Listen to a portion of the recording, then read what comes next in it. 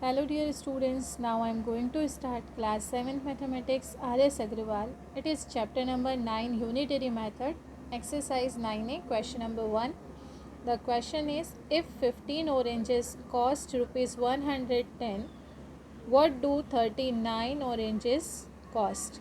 Student सबसे पहले मैं आपको यूनिटरी मेथड में इंट्रोडक्शन समझाना चाहती हूँ. यूनिटरी मेथड में आप हमेशा याद रखिएगा, जब हमें मेनी से सपोज़ मेनी का प्राइस हमें एक्स दिया है और मेनी से हमें 1 का प्राइस निकालना है, तो इस कंडीशन में हम हमेशा डिवाइड करते हैं.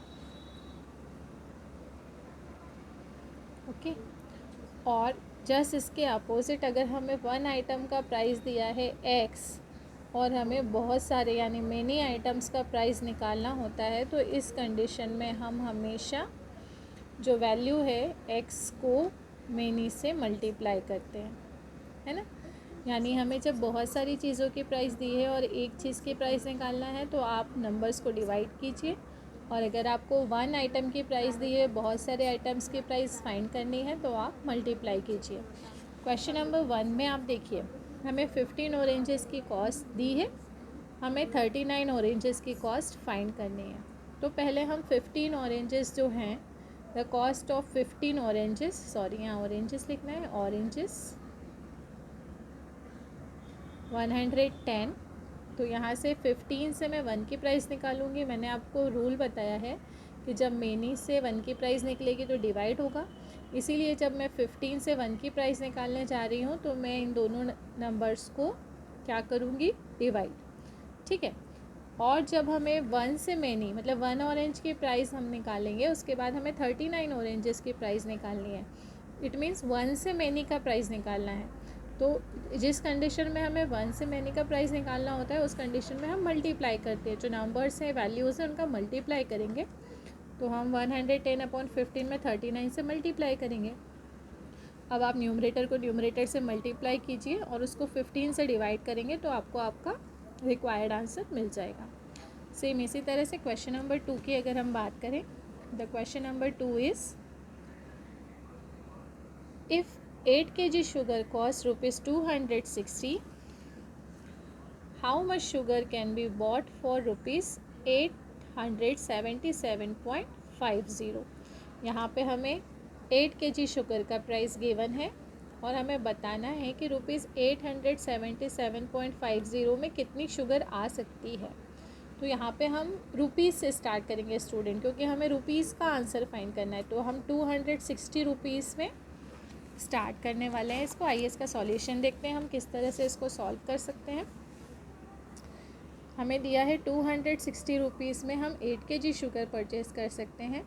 अगर हमें मेनी से 1 kg का प्राइस निकालना है, प्राइस ऑफ 1 kg शुगर निकालनी है हमें, तो हम 8 को डिवाइड करेंगे 260 से. यहाँ थोड़ा सा हौच पौच हो रहा है, मैं आपको फिर से लिख के बता देती हूँ. हम यहाँ लिखेंगे 8 डिवाइडेड बाय 260, सिर्फ इतना लिखना है यहाँ पे. और हमें क्वेश्चन में गिवन है 877.50 रुपीज़ में कितनी शुगर आएगी. तो हम 1 रुपीज़ के लिए हमने निकाल लिया इतनी शुगर. अब हमें 1 से मेनी का प्राइस निकालना है, तो हम लिखेंगे रुपीज़ 877.50 बॉट शुगर. और अब हम इन दोनों क्वांटिटीज़ का मल्टीप्लाई करेंगे. 260 8/260 इंटू 877.50.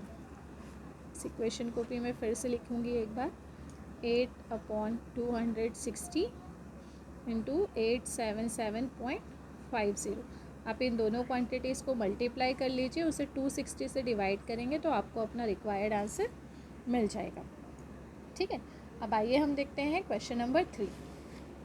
तो question number 3 is, the cost of 37 meter of silk is rupees 6290. What length of this silk can be purchased for rupees 4420. इस क्वेश्चन में भी स्टूडेंट हमें रुपीज़ में आंसर फाइंड करना है, तो हम रुपीज़ से ही स्टार्ट करेंगे. 6290 से 1 रुपये की प्राइस निकालेंगे और 1 रुपये से फिर हम 4420 रुपीज़ की प्राइस निकालेंगे. आइए इसका सॉल्यूशन हम देखते हैं कैसे आपको अरेंज करना है. मैं इक्वेशन अरेंज करना सिखा रही हूँ आपको. बाकी सारी प्रोसेस वैसी ही है जैसे हमने क्वेश्चन नंबर 1 में किया है। ₹6,290 में आप कितना सिल्क परचेज़ कर सकते हैं? 37 मीटर। तो ₹1 में आप बॉट कर पाएंगे। मेनी से 1 निकालना है, दोनों क्वांटिटीज़ को डिवाइड किया, और जब आपको 4,420 रुपीज़ में कितना सिल्क बॉट होगा वो फाइंड करना है, यानी 1 से मैनी फाइंड करना है, तो आप इन दोनों क्वांटिटीज़ को मल्टीप्लाई कर दीजिए। अब आप न्यूमरेटर से न्यूमरेटर को मल्टीप्लाई करके उसे 6,290 से जब डिवाइड करेंगे तो आपको अपना रिक्वायर्ड आंसर मिल जाएगा। इसी तरह से क्वेश्चन नंबर 4 भी आपको मैं बता देती हूँ। अब आपको ये मेथड इजीली समझ में आ जाएगी, सिर्फ एक बार हमें कॉन्सेप्ट समझना है।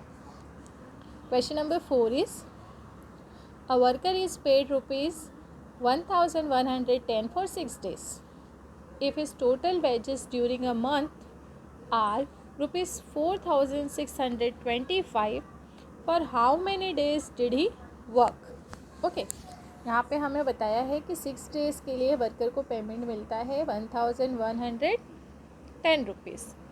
तो यहाँ से हम 1 डे का प्राइस निकाल लेंगे, और ₹1 यहाँ से रुपीज़ में ही हमें आंसर चाहिए कि how many days will it work. तो इसलिए हम इसे सॉल्व करने के लिए रुपीज़ में ही इसे स्टार्ट करेंगे।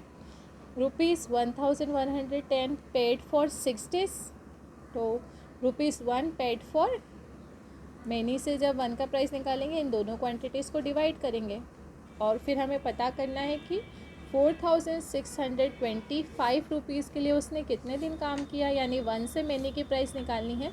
तो हम इन दोनों क्वांटिटीज़ को अब मल्टीप्लाई करेंगे।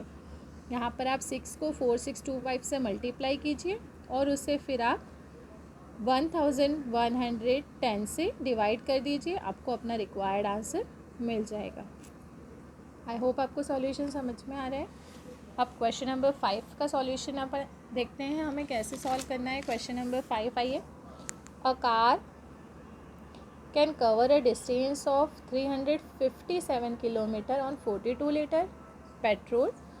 How for can it travel on 12 litre of petrol. यहाँ लीटर में बात हो रही है, इसलिए हम लीटर से स्टार्ट करेंगे। लीटर में हमें आंसर चाहिए, तो हमें क्वेश्चन में गिवन है स्टूडेंट 42 लीटर पेट्रोल अगर है कार में तो वो 357 किलोमीटर की जर्नी कंप्लीट करती है। If 1 litre petrol is there so it is 357/45। Many से 1 का प्राइस निकाला, दोनों क्वांटिटी को डिवाइड करेंगे। यहाँ 1 से 12 लीटर की प्राइस निकालेंगे, 1 से मैनी करना है तो इन दोनों क्वांटिटीज़ को मल्टीप्लाई करना होगा। 357 डिवाइडेड बाई 45 इंटू 12। अब आप 357 को 12 से मल्टीप्लाई करके उसे 45 से डिवाइड कर दीजिए, आपको अपना रिक्वायर्ड आंसर मिल जाएगा। ओके, आई होप आपको क्वेश्चन नंबर 1 to 5 क्लियर है। अगर आपको वीडियो पसंद आया है तो चैनल को सब्सक्राइब करें, और साथ ही साथ बेल आइकन ज़रूर प्रेस करें, और ज़्यादा से ज़्यादा वीडियो को लाइक करें और शेयर करें। Thank you, have a nice day everyone.